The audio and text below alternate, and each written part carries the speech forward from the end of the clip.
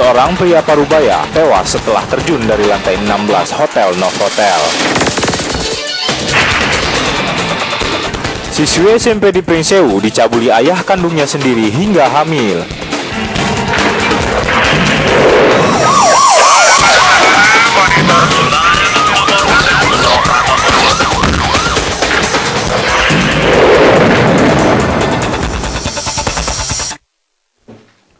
Selamat pagi pemirsa, senang sekali saya kembali menjumpai Anda melalui program informasi hukum dan kriminal, Cekal.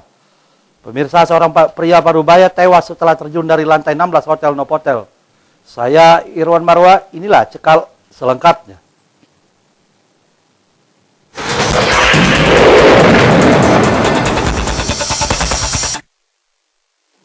Seorang pria Parubaya di Bandar Lampung Senin malam tewas mengenaskan setelah terjun bebas dari lantai 16 Hotel Novotel di kawasan Teluk Betung Selatan, Bandar Lampung. Belum diketahui pasti penyebab jatuhnya pria ini, namun dugaan sementara korban sengaja bunuh diri. Berdasarkan identifikasi kepolisian, korban yang mengakhiri hidupnya dengan terjun dari lantai 16 hotel ini bernama Lo David, 40 tahun. Warga Jalan Mayor Salim Batubara, Gang Dahlia nomor 42, Kupang Teba, Teluk Betung Utara, Bandar Lampung. Korban tewas sekitar pukul 22.00 waktu Indonesia Barat, Senin malam. Kondisinya mengenaskan, korban menderita putus tangan dan luka parah pada bagian kepala. Saat jatuh, tubuh korban diduga menimpa kursi rotan yang berada di balkon hotel. Petugas Inafis Polresta Bandar Lampung yang langsung melakukan olah tempat kejadian perkara mengumpulkan benda-benda di lokasi kejadian untuk dijadikan alat bukti. Sementara jenazah korban dibawa ke Rumah Sakit Abdul Muluk Bandar Lampung untuk dilakukan otopsi. Kasat Reskrim Polresta Bandar Lampung, Kompol Dery Agung Wijaya menuturkan, pihaknya masih belum dapat menyimpulkan motif aksi terjun bebas warga Jalan Mayor Salim Batubara, Gang Dahlia nomor 42 Kupang Teba, Teluk Betung Utara, Bandar Lampung ini. Ya, dugaan sementara kami masih memeriksa secara intensif ya, karena untuk tanda-tanda kekerasan ataupun pihak lain kami belum menemukan. Ya. Jadi sementara ini kita melakukan, bila keluarganya sudah bisa kita minta keterangan, kita akan melakukan. Polisi hingga kini masih melakukan pemeriksaan secara intensif terhadap sejumlah aksi yang dianggap mengetahui kasus tersebut. Dari Bandar Lampung, Andreas Apandi melaporkan. Ya, sementara itu dari hasil pemeriksaan petugas rumah sakit tidak ditemukan bekas kekerasan pada tubuh Lo David, salah seorang tamu hotel Novotel Bandar Lampung yang tewas setelah terjun dari lantai 16 Senin malam. Dugaan sementara korban murni bunuh diri. Satuan Reskrim Polresta Bandar Lampung masih terus melakukan penyelidikan terhadap peristiwa tewasnya Lo David, salah seorang tamu Hotel Novotel Bandar Lampung yang terjun dari lantai 16 Hotel Novotel Senin malam. Berdasarkan hasil pemeriksaan polisi di lokasi kejadian serta hasil pemeriksaan petugas rumah, tidak ditemukan bekas kekerasan di tubuh korban. Petugas hanya menemukan bercak darah di kamar hotel yang sempat dihuni korban. Diduga kuat bercak darah tersebut merupakan aksi percobaan bunuh diri yang dilakukan korban sebelum terjun dari kamar hotel. Meski begitu, polisi masih terus melakukan penyelidikan untuk mengetahui motif tewasnya korban. Kita belum bisa memastikan, namun ada beberapa bercak darah yang kita curigai dan kita duga. Percobaannya dengan apa, Dan? Saya tidak tahu pasti, yang pasti ada beberapa alat dalam yang berbentuk karter ya, ada di seputar kamar hotel. Namun apakah itu untuk digunakan, karena di dalam karter tersebut juga tidak kita temukan bercak darah. Petugas kepolisian juga masih menunggu pihak keluarga korban mengurus jenazah. Dari Bandar Lampung, Andreas Avandi melaporkan. Ya, sementara itu diduga jadi korban perampokan seorang pedagang sembako di Kelurahan Bumi Waras, Teluk Betung Selatan. Selasa pagi tewas dengan 2 luka tusukan di bagian dada. Korban tewas setelah sempat dilarikan ke rumah sakit oleh warga sekitar tempat kejadian. Peristiwa pembunuhan yang menewaskan Busroni, warga Jalan Yosudarso, Gang Bakau 1, Kampung Kunyit, Bumi Waras, Bandar Lampung ini sempat membuat geger warga yang tinggal di sekitar lokasi kejadian. Busroni ditemukan warga dalam kondisi kritis di depan warung sembako miliknya sekitar pukul 2 Selasa dini hari setelah dibacok orang tak dikenal. Korban kemudian meninggal dunia saat dalam perjalanan menuju rumah sakit. Sementara jenazah korban langsung dimakamkan pihak keluarga di tempat pemakaman umum setempat Selasa pagi. Fauzi, kakak korban, menuturkan peristiwa pembunuhan adiknya Busroni diduga dilatar belakangi perampokan karena kondisi warung korban saat kejadian berantakan dan sejumlah barang berharga milik korban seperti handphone dan uang sempat berceceran di gang tidak jauh dari warung korban. Hasil kejadian kan jam 2:30, saya kadang tidur, jadi mendengar suara gitu. Saya bangun duduk, kirain orang mimpi apa. Terus ada tetangga, bilangnya ada rampok, ada maling katanya. Dibus katanya, saya langsung loncat, saya kejar, udah nggak ada si pelaku tadi. Melihat ada sudah terkampar di warungnya ini seperti dia dagang. Sementara pihak kepolisian Bandar Lampung belum mengetahui pasti motif pembunuhan korban. Polisi masih melakukan penyelidikan termasuk melakukan pemeriksaan terhadap sejumlah saksi untuk mengungkapkan kasus pembunuhan ini. Perampokan atau tidak, yang pasti ada korban penusukan di bagian dada. Meninggal. Ya belum tahu karena sampai saat ini masih dilakukan pemeriksaan penyelidikan terhadap anggota. Tapi kita sudah ada informasi bahwa ditemukan, sebenarnya lagi diperiksa saksi-saksi. Meninggal korban. Meninggal. Dari Bandar Lampung, Andreas Afandi melaporkan. Ya, beralih ke Lampung Timur, rumah milik distributor rokok di daerah itu Senin malam dibakar orang tak dikenal. Beruntung saat kejadian pemilik rumah sedang tidak ada di tempat. Belum diketahui motif pembakaran rumah korban. Namun yang pasti akibat kejadian itu korban merugi hingga ratusan juta rupiah lebih. Rumah milik Rici, 27 tahun, warga desa Labuan Ratu 7, Labuan Ratu, Lampung Timur, Senin malam dibakar orang tak dikenal. Beruntung, saat kebakaran terjadi, korban tidak berada di rumah. Akibat kejadian itu, korban diperkirakan merugi ratusan juta rupiah lebih. Winarsi, bibi korban, mengungkapkan peristiwa kebakaran terjadi sekitar pukul 23.00 waktu Indonesia Barat. Rumah ini dibakar oleh orang tak dikenal. Selain menghanguskan sebagian rumah, kebakaran itu juga menghanguskan uang tunai milik korban sekitar 7 juta rupiah, 2 unit televisi, 1 unit laptop, tempat tidur, dan barang berharga lainnya. Saat kebakaran terjadi, rumah dalam kondisi kosong. Rici, sang pemilik, sedang bepergian. Yang terbakar ini? TV 2, kulkasnya 2, laptopnya 1, uangnya ada 7 juta. Tempat tidur semua. Itu api dari mana awalnya diketahuinya? Nggak tahu ya. Kejadian jam berapa, Mbak? Jam 11. Jam 11 malam ya. Ini warga nggak ada yang tahu kejadian awalnya bagaimana, nggak tahu, Mbak? Nggak tahu. Tahu-tahu udah ada api di kamar. Peristiwa kebakaran ini langsung diselidiki petugas kepolisian dari Polsek Labuan Ratu. Namun polisi belum bisa menyimpulkan latar belakang kebakaran rumah korban. Sementara dari informasi yang berkembang di masyarakat, rumah korban dibakar oleh orang yang memiliki masalah dengan korban. Dari Lampung Timur, Supriyono melaporkan. Ya, pemirsa, siswi SMP di Pringsewu dicabuli ayah kandungnya sendiri hingga hamil akan menjadi sajian kami setelah informasi yang mau lewat ini.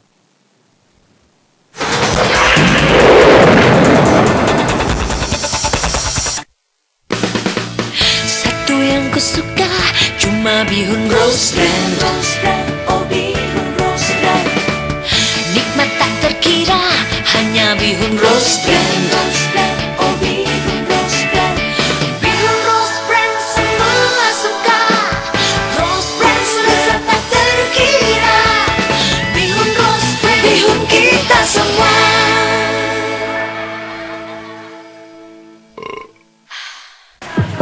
Permasalahan yang terjadi di Lampung, situasi terkini tentang Lampung, kami kabarkan dalam program Sekitar Lampung, merangkum informasi dan peristiwa yang terjadi di Lampung hari ini secara cepat, lengkap, dan akurat. Lawan segala tindak pidana korupsi, lawan kawan-kawan. Setiap Senin sampai dengan Jumat, hanya di Sindo TV Lampung. Maniskan rasa, gula cair rose brand, segarkan suasana. Gula cair rose brand, gula cair rose brand, kau yang kusuka, jadikan hidup lebih berwarna. Manis buah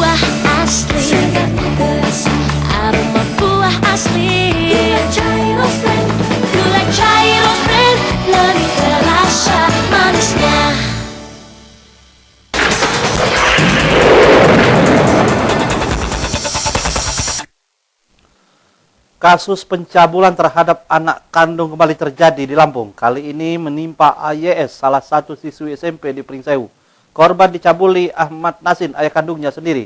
Kini pelaku sudah ditahan di Polsek Pringsewu setelah sempat melarikan diri selama 3 bulan. Upaya Ahmad Nasin lari dari jeratan hukum terhenti setelah petugas kepolisian Pringsewu meringkusnya di daerah Cimanggis, Jawa Barat, Sabtu 10 Januari 2015 lalu. Nasin ditangkap polisi karena dilaporkan telah menghamili anak kandungnya yang masih duduk di bangku SMP. Kasus ini terbongkar setelah korban berinisial AYS mengalami keguguran dan dirawat di Rumah Sakit Umum Pringsewu selama 5 hari dari tanggal 22 hingga 27 Oktober 2014. Saat itu Ahmad Nasin tiba-tiba menghilang dari rumahnya. Kecurigaan makin menjadi ketika pemakaman janin korban yang sudah berusia 5 bulan, Ahmad Nasin tidak juga menunjukkan batang hidungnya. Bahkan saat korban pulang dari rumah sakit, Ahmad Nasin juga tidak muncul. Merasa penasaran, korban akhirnya diinterogasi keluarganya.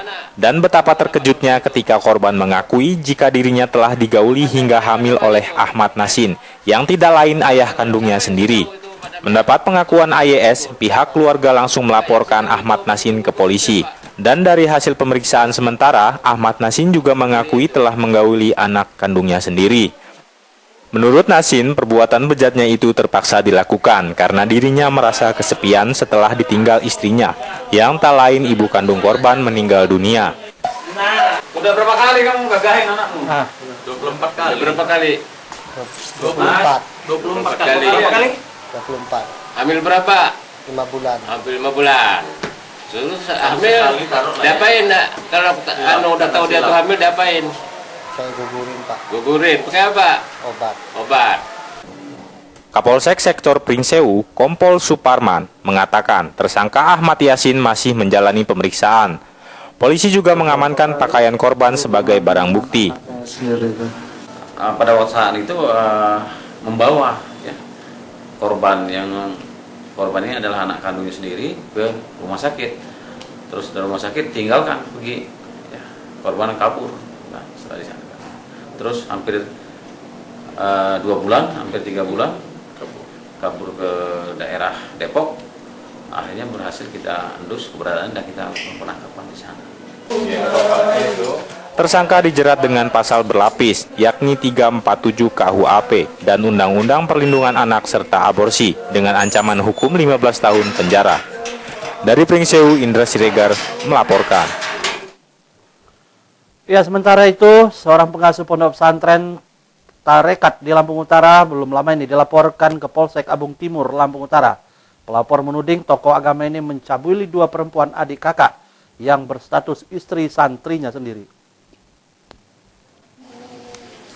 Pengasuh sebuah pondok pesantren di Desa Sidomukti, Abung Seluli, Lampung Utara, berinisial SAM, dituduh mencabuli istri santri dan adiknya US dan KUR. Perbuatan ini dilakukan oleh SAM ketika berada di Tebo, Jambi tahun lalu. Dalam melancarkan aksinya, SAM mengaku sebagai wali Allah dan mengancam akan membuat anak korban akan menderita sakit yang tak bisa disembuhkan jika menolak melayani keinginannya. Sebaliknya, SAM menjanjikan korban akan diangkat derajatnya dan masuk ke surga jika mau meladeni ajakannya. Menurut korban US, perbuatan bejat ini dilakukan ketika SAM mengajak suami dan dirinya ke Tebo, Jambi untuk membuka kebun sawit pada tahun 2013 lalu. Pelaku yang dikenal sebagai pembina pondok pesantren dan disegani di desanya melakukan perbuatannya ketika suami korban ditugaskan pergi mencari bibit sawit.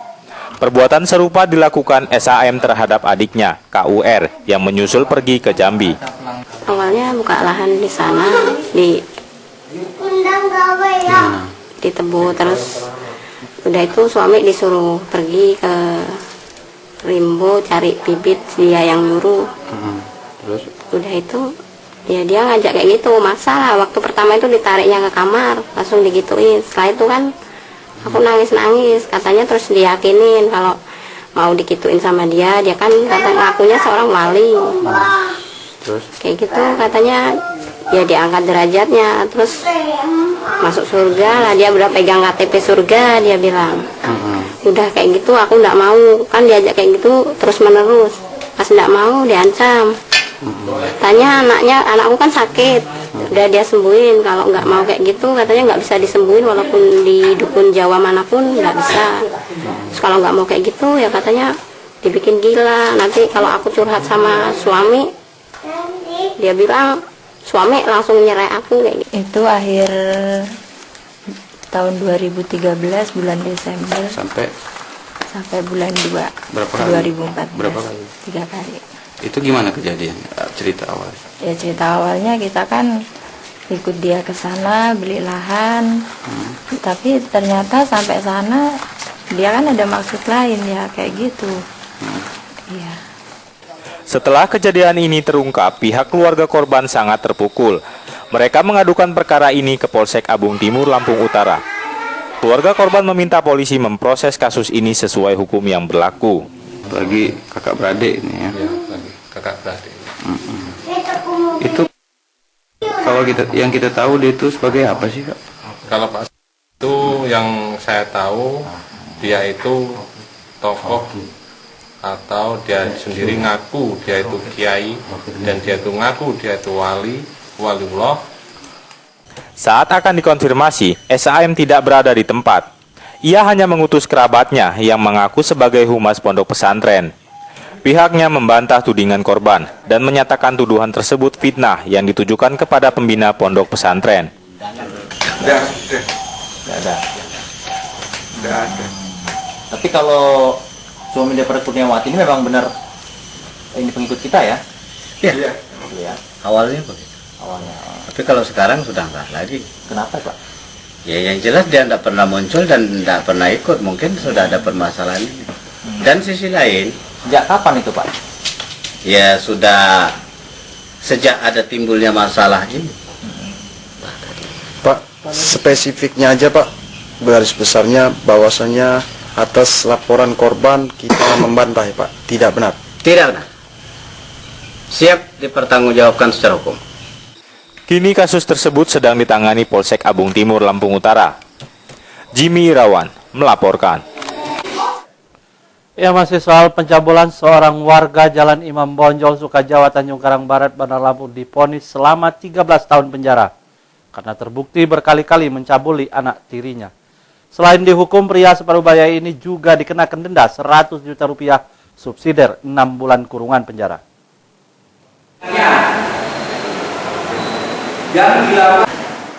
Sapril, pelaku pencabulan anak tirinya sendiri, divonis menjalani hukuman 13 tahun penjara.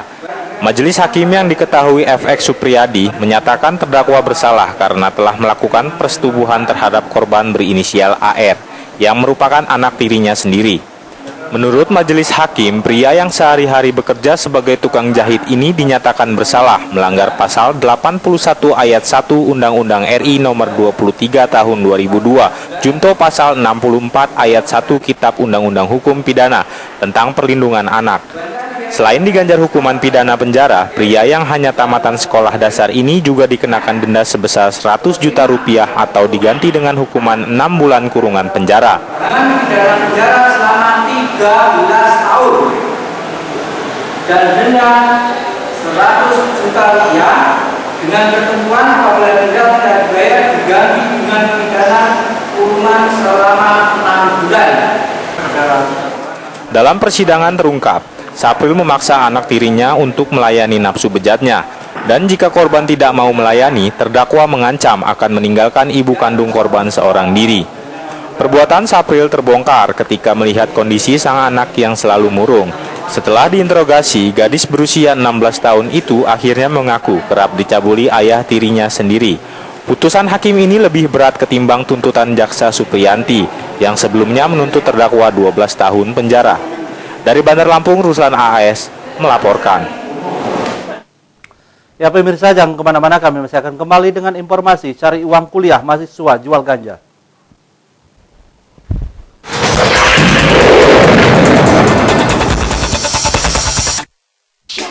Bang, timbangin tapioka setengah kilo dong.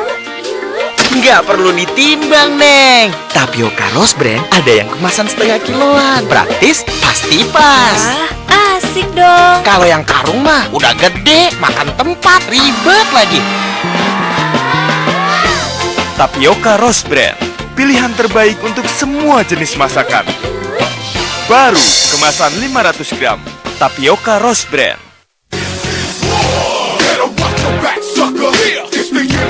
Menemani akhir pekan Anda dengan berita kriminal yang terjadi selama 1 pekan.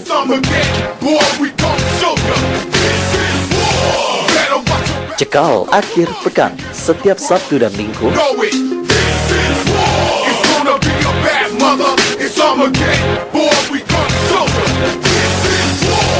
hanya di Sindo TV Lampung. Mau eksis sekalian narsis? Hai, di sini tempatnya. LTV 16, wadah eksis bagi remaja putri usia 16 tahun ke atas. Kamu bisa jadi host program ini. Caranya, kirimkan CV dan fotomu ke Lampung TV atau daftar sendiri di fanpage LTV 16. LTV 16, kini kamu bisa jadi host.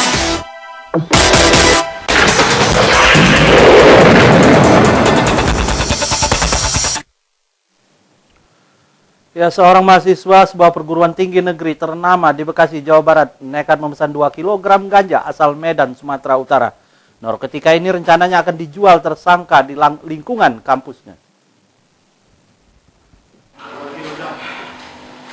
Aksi nekat Nugraha 21 tahun salah satu mahasiswa perguruan tinggi ternama di Bekasi, Jawa Barat ini terbongkar ketika ganja yang dipesan terendus polisi saat melakukan pemeriksaan bus di pintu masuk Pelabuhan Bakauheni.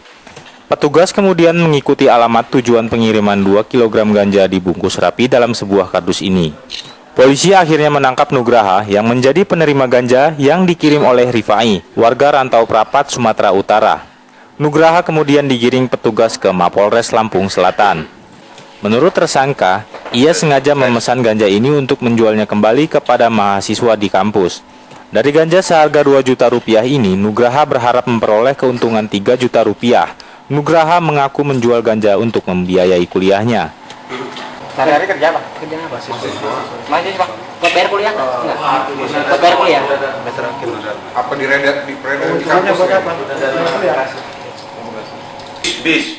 Sementara Kapolres Lampung Selatan AKBP Hengki menyatakan tersangka dijerat dengan Undang-Undang Nomor 35 Tahun 2009 tentang narkotika dengan ancaman hukuman seumur hidup. Raditya Nugraha ini kita kenakan pasal 111 ayat 2 junto 114 ayat 2 Undang-Undang Nomor 35 Tahun 2009 tentang narkotika dengan ancaman pidananya seumur hidup. Untuk mempertanggungjawabkan perbuatannya, kini Nugraha mendekam di sel tahanan Mapolres Lampung Selatan. Dari Lampung Selatan, Hairul Akam melaporkan. Ya, sementara itu diduga menjadi pengedar ganja dan sabu-sabu, seorang warga Metro diciduk petugas Satuan Reserse Narkoba Polresta Bandar Lampung di tempat kosnya di Jalan Soekarno-Hatta, Bandar Lampung. Dari penangkapan itu, polisi menyita 1 paket kecil daun ganja dan 1 paket kecil sabu-sabu.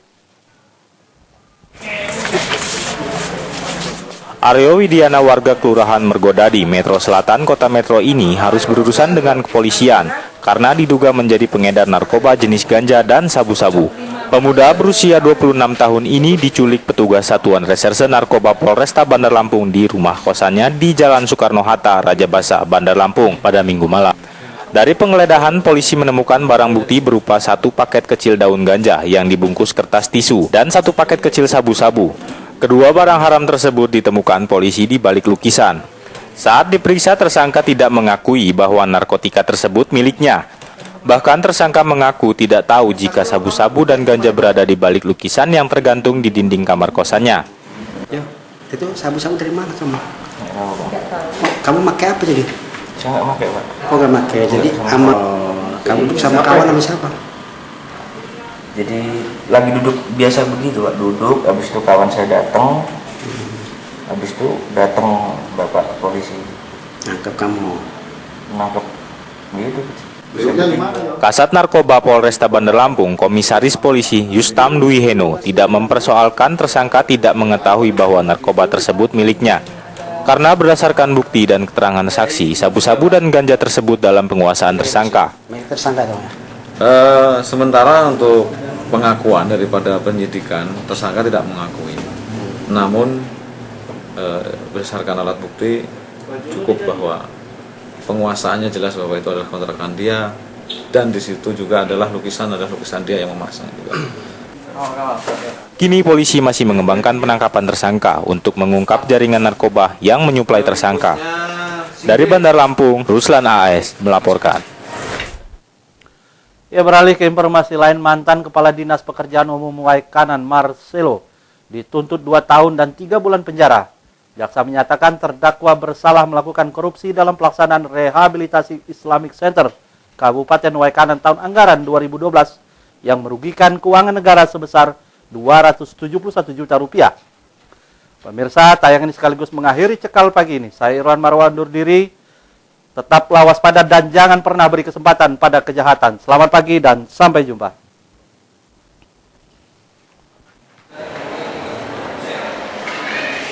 Jaksa Neneng menuntut mantan Kadis PU Kabupaten Waikanan Marcelo M. Said selama 2 tahun dan 3 bulan penjara terkait kasus pelaksanaan rehabilitasi Islamic Center tahun 2012. Menurut jaksa, terdakwa telah melakukan korupsi dengan cara memarkup analisa harga satuan dan upah dalam melaksanakan rehabilitasi Islamic Center yang dianggarkan sebesar 1 miliar lebih.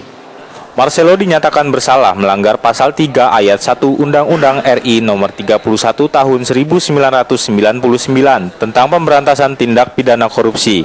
Selain dituntut penjara, warga Jalan Suparman Enggal, Bandar Lampung ini juga dikenakan denda 50 juta, subsidi 3 bulan penjara, serta membayar uang pengganti sebesar 68 juta rupiah. Dikatakan jaksa, terdakwa selaku Kepala Dinas PU Waikanan semula memberikan perintah kepada Hendra untuk menjadi pejabat pembuat komitmen PKK dan Rizal Ismanto untuk menjadi pejabat pengadaan. Marcelo kemudian menyuruh bawahannya itu memecah paket-paket yang semula ada 11 menjadi 15 paket, sehingga setiap paket nilainya hanya di bawah 100 juta. Dengan begitu pengadaan bisa dilakukan dengan cara menunjukkan langsung. Di mata jaksa, pemecahan paket ini menjadi modus terdakwa memuluskan aksi korupsinya, karena terdakwa telah menunjukkan secara pribadi orang-orang yang telah dikenalkannya untuk mengajarkan pekerjaan rehabilitasi tanpa melalui prosedur. Akibat perbuatannya itu, negara mengalami kerugian sekitar 271 juta lebih. Sidang akan dilanjutkan pekan depan dengan agenda mendengarkan pembelaan kuasa hukum terdakwa. Dari Bandar Lampung, Ruslan AS melaporkan.